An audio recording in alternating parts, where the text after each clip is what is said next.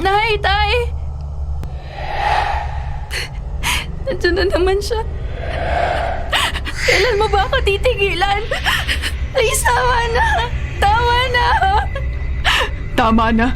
Anong tama na? Ngayon pa lang tayo nag-e-enjoy, hindi ba, Laila? Ayoko na! Pakiusap! Bakit ba ako pa? Gusto kong mabuhay ng maayos! Ayoko na!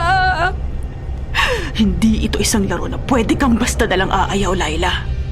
Baka nakakalimutan mo, ikaw ang nag-iimbita sa akin. Binasa mo ang libro at sumang-ayon ka na papasukin ako. Hindi ko yun gusto! Pinilit mo ako eh! Hindi kita pinilit! Sadyang mahina ka lang sa lahat ng bagay. Mahina ang katawan mo lalo na ang pananampalataya mo. Di ba, Laila?